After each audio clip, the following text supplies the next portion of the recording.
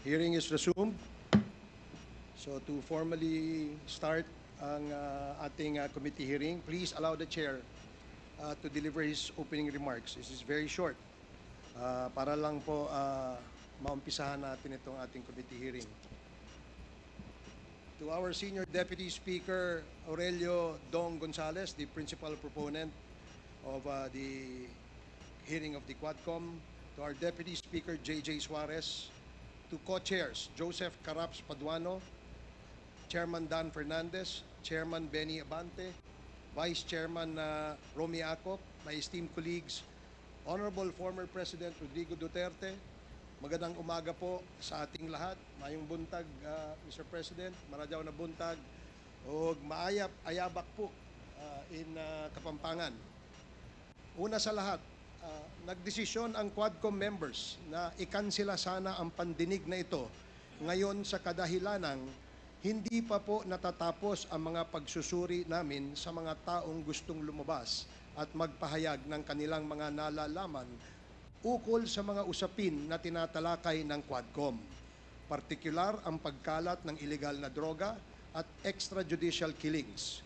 Kaya po minabuti na ikansila muna. Ito pong pagkansila ay naiparating ng maayos at sa tamang oras sa lahat ng kinauukulan, kabilang na ang tanggapan ni dating Pangulong Rodrigo Duterte. Kaya naman ng aming mabalitaan na darating ngayon sa kapulungang ito upang kumprontahin ang Quadcom kung bakit kinansila ang hearing kung kailan nandito na sa Manila ang dating Pangulo, ay minabuti na namin na ipagpatuloy na upang ma-take advantage namin ang inyong presensya kahit na walang formal na sagot ang inyong abogado sa inyong pagdalo ngayong araw.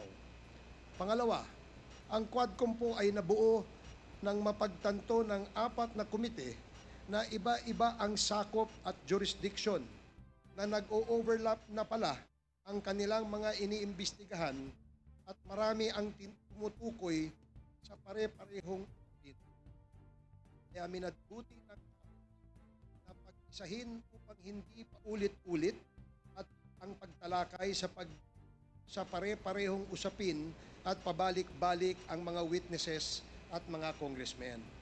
Nasasayang ang pera ng bayan. Hindi sinadyang nag-overlap ang mga issues. Subalit nakita ninyo kung paanong ang iligal na droga ay naghudyat na mga patayan na ngayon ay tinawag nating extrajudicial killings. At naging konektado rin ito sa mga pogo at mga taong nakita na nasa likod ng mga iligal na droga ay siya ring may kinalaman sa pogo at may koneksyon din sa mga matataas na opisyal ng gobyerno. Dito nagsimula ang mas malalimang investigasyon kung saan maraming nasangkot sa mga revelasyon ng mga taong humarap dito. Nagulat ang bayan.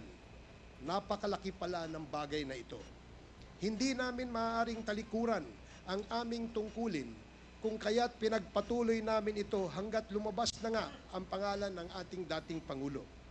Sa kagustuhan naming bigyan ng pagkakataon ang dating Pangulo na magpaliwanag at pasinungalingan ang mga bintang sa kanya, ay minabuti naming siya mismo ang aming imbitahan. Kaya ngayon na nandirito na ang dating Pangulo, tinatanggap po namin ang inyong pagdalo at kami po ay nagpapasalamat. Sa huling sagot sa amin ni Attorney Delgra na hindi na kayo dadalo sapagkat nasabi na ninyong lahat ang kailangan ninyong sabihin, kung kaya't isinama na niya sa kanyang sagot ang inyong opening remarks sa Senado. Ay ito na rin ang ituturing naming opening remarks ninyo dito sa amin. Sa kanya namang pahayag na sinabi daw ninyo na wala ng integrity, walang independence at probity ang Quadcom, kung kaya't hindi nyo na kailangan pang dumalo, kami ay nagagalak na dumating pa din po kayo. At sa inyong desisyon na magpakita dito sa amin at paunlakan ang aming imbitasyon, ay pinasisinungalingan ninyo ang sinabi ni Attorney Delgra na wala kaming integridad, walang independence at walang probity. Sa sinabi din ni Attorney Delgra na ang aming pandinig ay isa lamang political ploy at ginagamit lamang namin upang hanapan ng basihan ang mga krimen na isasampalaban sa inyo. Nais po naming tiyakin sa inyo, Mr. President, na hindi po iyon ang trabaho ng Quadcom. Kung may mga naibintang man sa inyo sa paglalahad ng mga ibang taong nagtestigo dito, iyon ay kanilang mga pahayag. At iyon ang nais naming bigyan ninyo ng linaw. Hindi kami naririto upang husgahan kayo, kundi marinig sa inyo ang katotohanan at ang sagot sa mga paratang at mga pahayag laban sa inyo. Wala po sa amin dito ang nag-aakusa sa inyo sapagkat hindi po kami ang may reklamo at hindi po kami ang may kaalaman sa mga pangyayari kundi ang mga ibang taong humarap dito sa Quadcom. Kung sa sinasabi niyo po naman na ang mga ibang tao na humarap dito ay aming pinwersa upang magsabi ng hindi totoo at tinawag niyo pong subornation ang ginawa ng Quadcom members, ay nagkakamali po kayo, Mr. President. Mismong mga abogado na nakaharap sa tagpong iyon kung saan nag-uusap sina Colonel Grijaldo at Chairman Abante at Chairman Fernandez ang nagpatunay na gawa lamang ni Colonel Grijaldo ang kanyang istorya. Sa katunayan, 2 beses nang nagbigay ng excuse letter si Colonel Grijaldo sa amin sapagkat hindi siya makakarating sa mga sumunod na mga pandinig. Marahil ay napagtanto niya ang bigat ng kanyang paratang sa Quadcom. Mamaya po ay aming babasahin sa inyo ang pahayag ng mga abogadong naroroon.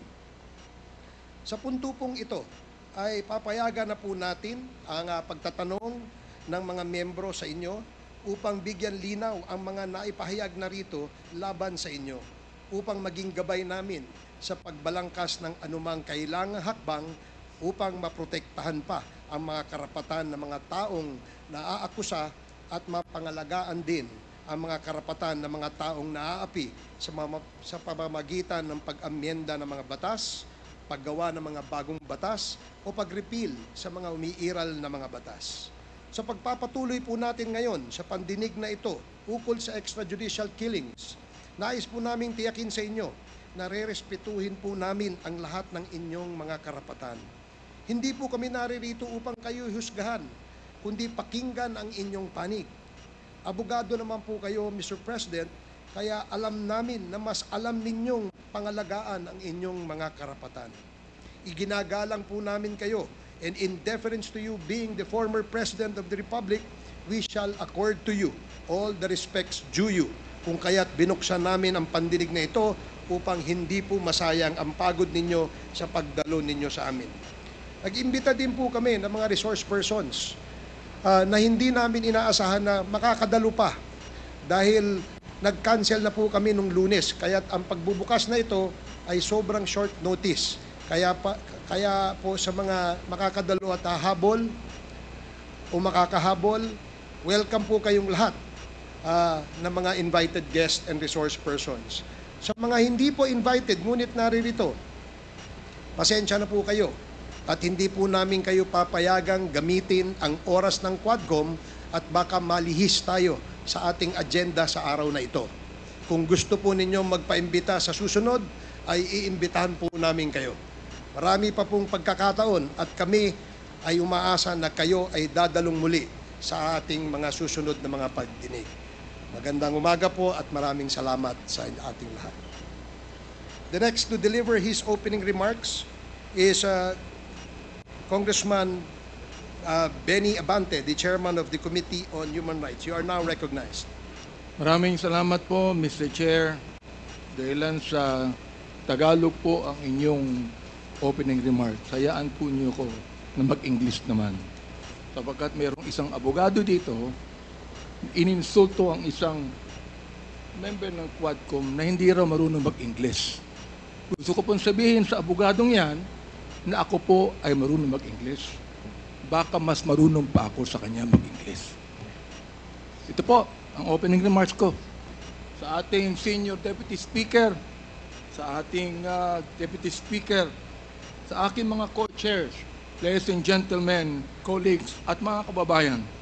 Today marks a significant development in our ongoing inquiry. Gusto ko yung abogado natin na nang insulto dito sa isang member natin dito, makinig na mabuti at i-correct niya ang English ko kung kinakailangan. For the first time, former President Rodrigo Duterte will appear before this committee to answer questions posed by his members. I would like to begin by thanking him for his presence. Thank you, Mr. President, for coming here. Rest assured po that Congress recognizes your role as our former president, and we will extend to you the respect that the position deserves. Maraming salamat po. Respect, but not deference, Mr. Chairman. However, my friends, colleagues, let me draw a clear line here. While we should be respectful, we cannot be differential. Mga kababayan, watching today with us, it is important to stress that respect and deference are two different things.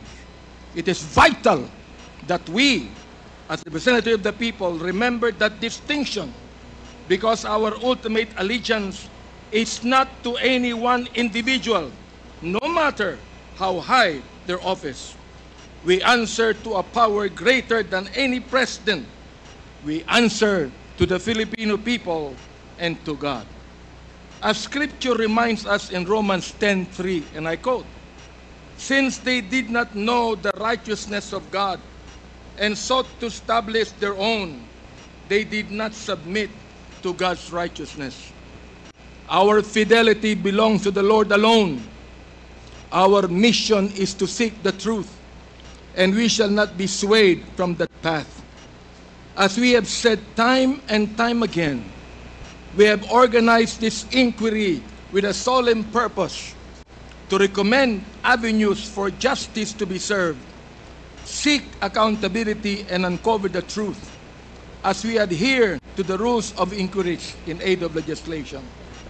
And inherent to this is our moral obligation to stop the vicious cycle of extrajudicial killings against our people who cannot defend themselves, to stop the blatant violations of our Constitution and our laws by scheming individuals and criminal syndicates, and to abate the social menace of illegal drugs. It is our sincere hope that the former President's presence here today will aid this objective, that Congress recognizes your role as our former President, and we will extend to you the respect that the position deserves. Maraming salamat po. Respect, but not deference, Mr. Chairman. However, my friends, colleagues, let me draw a clear line here. While we should be respectful, we cannot be differential. Mga kababayan, watching today with us, it is important to stress that respect and deference are two different things.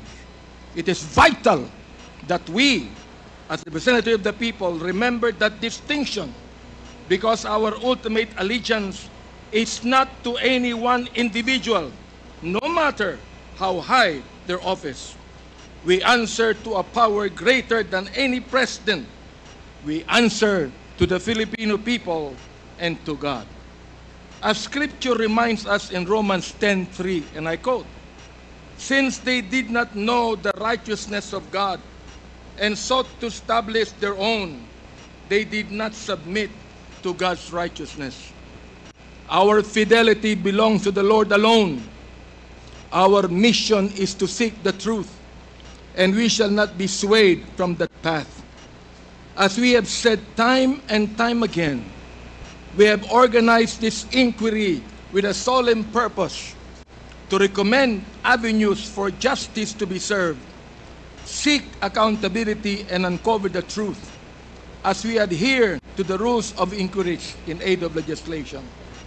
And inherent to this is our moral obligation to stop the vicious cycle of extrajudicial killings against our people who cannot defend themselves, to stop the blatant violations of our Constitution in our laws by scheming individuals and criminal syndicates, and to abate the social menace of illegal drugs. It is our sincere hope that the former President's presence here today will aid this objective, not hinder it. Today, we ask everyone here, including the former President, to speak openly and honestly, as this inquiry's goal is not to cast blame for its own sake, but to serve the cause of justice. Mr. Chairman, marahil po, hindi na ako nakikilala ng ating former President. Magpapakilala po muli ako. Mr. President, ako po si Bishop Benny Abante, ang Pangulo ng Bible Mode, Bible Believers League for Morality and Democracy, na mayroong 6,000 churches sa buong mundo. Kung naalala niyo, Mr. President, bago kayo tumakbo and you were still deciding to run, I was invited by a common friend to meet with you. And we did at the Fairmont Hotel in Makati. I hope that you would remember that. With me are two pastors, and we prayed together. I prayed for you, asking the Lord to give you the right decision to run for the presidency. I do not know you from Adam, Mr. President, but I believe in your cause. I believe in your plan. And because of this, Mr. President, I work hard to campaign for you. Many of the pastors of the Baptist community voted for you. Gusto ko pong marinig ito ng mga DDS trolls at DDS vloggers na tumitira sa amin at sinisira ang aking reputasyon. Gusto kong sabihin sa kanila, ilang boto ba ang ibinigay nyo kay former President? Ako po, Mr. President, libu-libong boto ang binigay namin sa inyo. Nagpasalamat ba kayo sa akin? Hindi. Nilapitan niyo po ba ako? Hindi. Mabuti pa, Senator Bongo, Mr. President, nagpunta sa aking simbahan at nagpasalamat sapagkat sinuportahan namin kayo at siya, Mr. President. Now, gusto kong sabihin po dito sa Quadcom na ito, ako ba'y lumapit sa inyo para humingi ng pabor? Hindi po. Ako ba'y lumapit sa inyo para magrekomenda ng justice, magrekomenda ng general, magrekomenda ng cabinet secretary? Hindi po. Hindi ako nagpunta ng Malacanang nung kayo nanunungkulan sa loob ng 6 na taon. Isang beses lang. Ako po ay nagsabi kay Senator Bongo, kung maaari na makapag-usap po tayo. Pumayag po siya. At nag-usap po tayo, if you would remember that, Mr. President. Nag-usap tayo confidentially. Ano pong ginawa ko? Binuksan ko po ang Biblia. Ipinakita ko sa inyo na walang ibang tagapagligtas kundi ang Panginoong Kristo. Ipinakita ko sa inyo ang maaaring magbago ng buhay natin, walang iba kundi ang ating Panginoon. Sinabi ko sa inyo ang nakalagay sa John 3:16, for God so loved the world, that He gave His only begotten Son, that whosoever believeth in Him should not perish, but have everlasting life. Binantayan ko ang inyong panunungkulan. Nakita ko na maganda ang plano nyo. Nakita ko po, Mr. Chair, na ayaw ng Pangulo na itong bansang Pilipinas mahulog sa kamay ng mga drug lords at drug traffickers. Maraming salamat po sa inyo. Nagsimula kayo ng war on drugs. Kami mga kapastoran, believe po sa inyo, sa inyong ginawa. Sabi nyo, 6 months lang, kaya nyo tapusin ang war on drugs na ito. Inabot po kayo ng 6 na taon. Hanggang ngayon, meron po tayong war on drugs. Hindi po namin nakalain, Mr. President, na sa war on drugs na yan, mamamatay ang more than 30,000, Mr. President. Hindi ko akalain na more than 7,000 na mga drug pushers ang mamamatay sa kamay ng mga kapulisan at sa kamay ng mga riding in tandem. At sinabi po ng ating ibang kapulisan, at gusto kong sabihin, hindi po lahat ng kapulisan, sapagkat ang karamihan po ng ating kapulisan, mga mabuting tao, at nais protektahan ang bansang ito. Pero, ang ilang mga pulis pumatay po. At dito nag-testify ang ilan na merong reward system na inyong itinanggi nung kayo ay nag-testify under oath doon sa Senado. Ngayon po, bilang bishop po ng Bible Mode, hindi ko akalain na kinakailangan pumatay tayo na more than 30,000 people para masugpo po ang drug sa atin. Aba, Mr. Chair, talo pa natin ang Mexico. Sapagkat ng Mexico, nakita ko wala pang 10,000 namatay. Talo pa natin ng Colombia. Naging killing fields po ang Pilipinas nung panahon ninyo, nung kayo nanunungkulan. Naniniwala po kami na dapat hindi manatili ang drugs dito sa ating lipunan. Subalit, hindi po ako naniniwala na dapat tayong pumatay ng more than 30,000 people. Dahilan dito,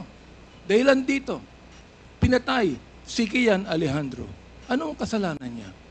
Pinatay ang isang 3-year-old na bata na nahagip ng stray bullet dahilan pumatay sa isang drug pusher.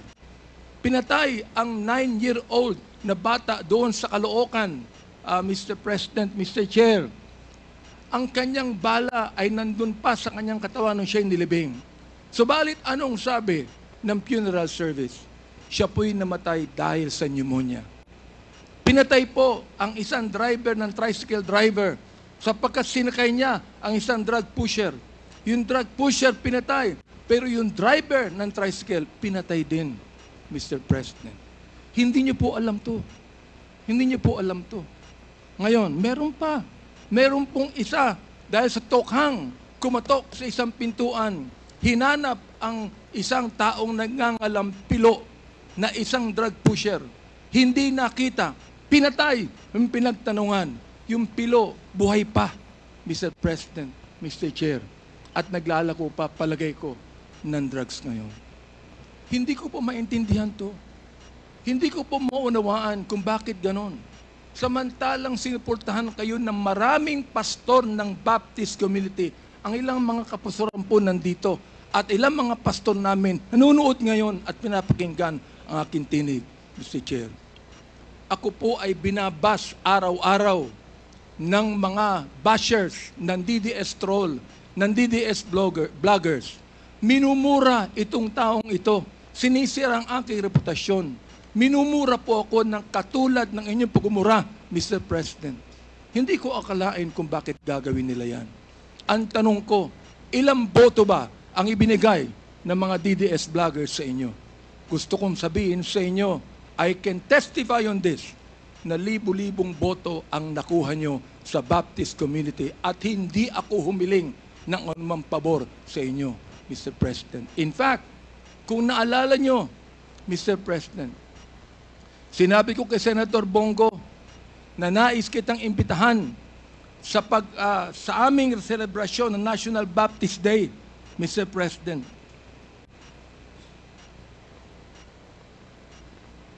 Dihindo ko lang po yung pakikipag-usap na ito ni Delga sa ating presidente para po makapakinig po sa akin ng tama. Inimbitahan ko kayo. Nagpunta ho kayo, Mr. President. Doon po sa SMX, nakita nyo ang 7,000 na mga Baptist leaders na nakinig po sa inyo. Sa inyong speech, Mr. President. Oo. Doon po sa speech ninyo, sa harapan po ng mga bishop at ng mga pastor, nagmumura kayo. Pinagbigyan po namin kayo.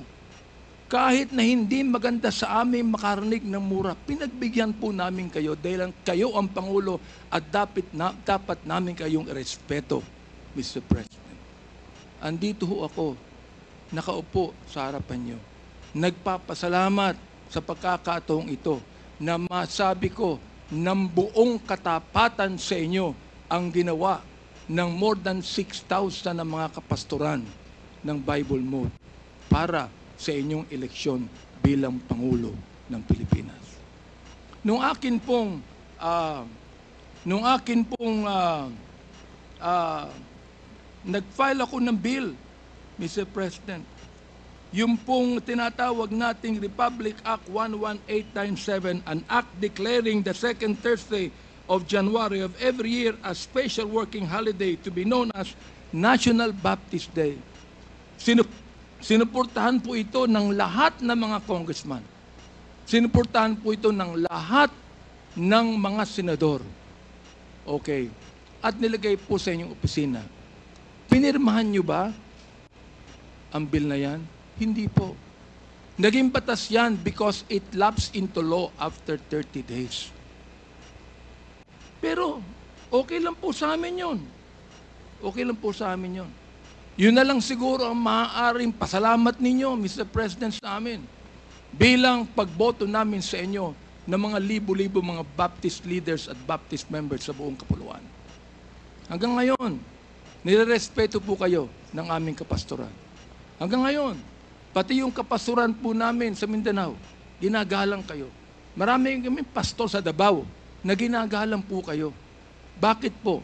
Sapagkat kayo ay naging Pangulo ng Pilipinas. Ang kahilingan lang po namin dito, Mr. President, habang kayo po ay kinakausap namin ngayong umaga, ang kahilingan lang po namin dito ay sana po naman respetuhin po ninyo ang Quadcom hearing na ito sa pamamagitan ng hindi paggamit ng mga vulgar words, Mr. President.